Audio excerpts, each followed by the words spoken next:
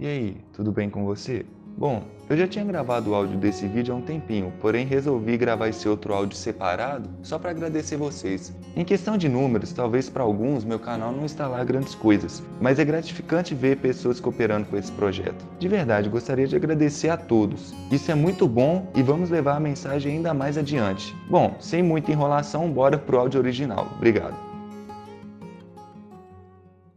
Olá, tudo bem com você? Seja bem-vindo e seja bem-vinda a mais um vídeo deste canal. Apresentando-o rapidamente, nosso intuito é promover em você o máximo de conhecimento sobre o Evangelho e assim poder auxiliar também na caminhada de fé até que ele venha para você. E hoje eu gostaria de falar um pouco sobre a parábola dos talentos. O que você pensa quando lê talentos? Por que será que Cristo contou essa parábola? Quais interpretações poderemos ter dela? Antes de respondermos todas essas perguntas, gostaria de contar a história da parábola e do contexto bíblico o qual ele está inserido. Jesus já estava em sua última semana de vida humana na Terra, portanto, na semana da Páscoa.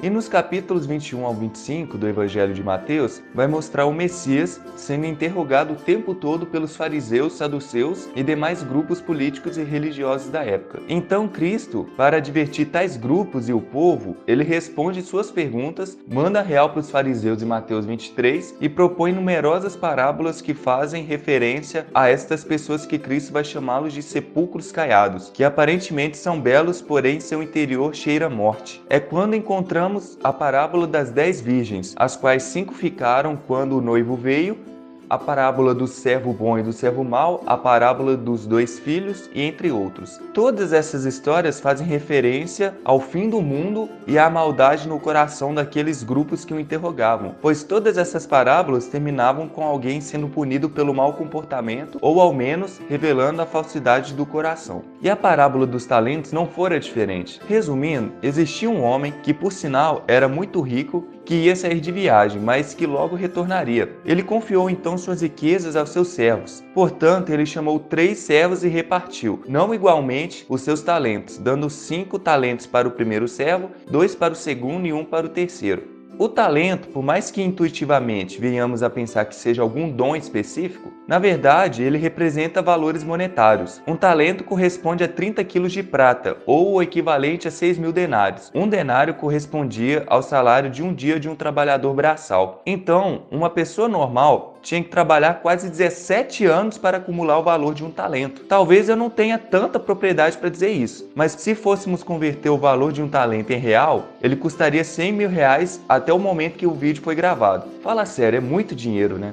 Bom, mas continuando a história, os servos, já com essas riquezas em mãos, tinham que fazer alguma coisa com esse montoado de dinheiro. Então, o servo que ganhou 5 talentos investiu o dinheiro e conseguiu outros 5. O servo com 2 talentos investiu o dinheiro e conseguiu outros 2. O servo que recebeu somente um talento, com medo de seu senhor, resolveu esconder ele. Quando o homem voltou de sua viagem, encontrou-o com os 3 servos. Os que investiram o dinheiro se apresentaram diante do seu senhor com o resultado de seus investimentos. Aquele senhor se agradou sobremaneira. Porém, ao chegar no servo que escondeu o talento, reprovou-o, dizendo não somente o que deveria ter feito, como o chamou de inútil e expulsou de sua presença. Bem sinistro, né? Onde eu quero chegar com essas histórias? Podemos ter infinitas interpretações baseadas neste texto, porém, vou me ater àquilo que acredito que Jesus queria de fato ter passado para as pessoas, e que é a minha pergunta para você que está me assistindo. O que você tem feito com aquilo que o Senhor te deu? Tem investido e mostrado ao mundo ou simplesmente tem escondido? Como sempre, acredito que a maneira mais didática de ensinar algum assunto é separando-o em tópicos. Então, temos que o primeiro tópico é sobre o tanto de talento que recebemos do Senhor. Se formos ver pela ótica do privilégio, um servo já começou com mais talentos que os outros 2 juntos. Portanto, poderiam ter acontecido algumas situações de algum daqueles servos terem se revoltado, pois um tinha muito mais talentos que os outros e etc. Porém, a própria Bíblia vai dizer que aquele senhor repartiu aqueles talentos segundo a sua presciência da capacidade de cada um. Portanto, Deus concede mais a uns do que a outros segundo a sua capacidade. Às vezes, Deus te deu mais e a mim menos, para ambos nós podermos administrar aquilo que nos foi concedido. Mas não cabe a mim e nem a você lamentar por isso, pois o segundo tópico vai explicar que por mais que uns têm mais e outros têm menos, todos temos a oportunidade de investir e dobrar aquilo que já temos em mãos. Pensa comigo, o segundo servo poderia muito bem ter se vitimizado e ficar se lamentando por ter recebido menos talentos que o primeiro. Ou então o contrário, o primeiro servo poderia muito bem ter se gabado por ter recebido muito mais talentos e simplesmente não ter feito nada, já que em tese não precisava ter feito alguma coisa. Era só esperar o senhor voltar e pronto. Mas tanto o primeiro como o segundo servo entenderam que, se lhes fora confiado uma coisa, ainda que em quantidades desiguais, mas que nem deles são, então é porque era necessário fazer alguma coisa com aquilo. Eles entenderam que precisavam ser ativos em relação àquele dinheiro, e não simplesmente espectadores, independente da quantia que lhes fora confiado. E isso cabe ao que temos também. Imaginando uma pista de corrida, onde temos vários corredores, precisamos reconhecer que alguns já largaram na frente de outros, mas que independente de onde você está, Cristo te chama para percorrer essa pista. O terceiro ponto que eu quero frisar, que talvez na parábola seja bem óbvio, mas que para muitos nem tanto assim, é de que o que temos em nossas mãos hoje, independente se conseguimos dobrar ou não, não pertence a nós. Nada do que foi me dado e nada do que eu consegui no mundo é meu. Tudo é do Senhor, que um dia retornará e prestará contas do que temos feito dos nossos talentos. Então, se tem uma coisa que você tem que tirar de cabeça o mais rápido possível, é de que alguma coisa aqui no mundo é seu, porque na verdade não é.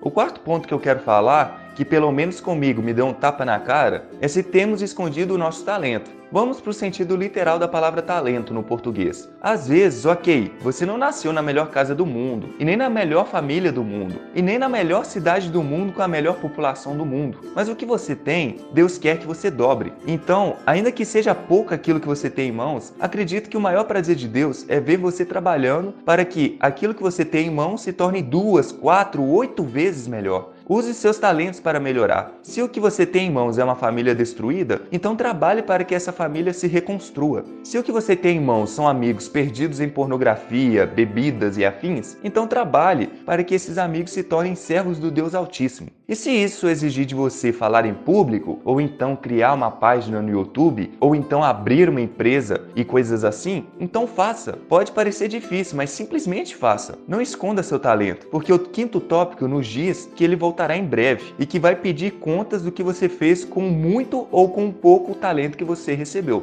Tem uma coisa que eu acho muito interessante, porque toda vez que lembramos da morte, parece que o medo, a vergonha e todos os outros sentimentos negativos caem por terra, simplesmente porque lembramos, de maneira subconsciente ou não, de que vamos prestar contas daquilo que nos foi dado. E se deixamos o medo, a vergonha e o orgulho agir, então não fomos bons servos.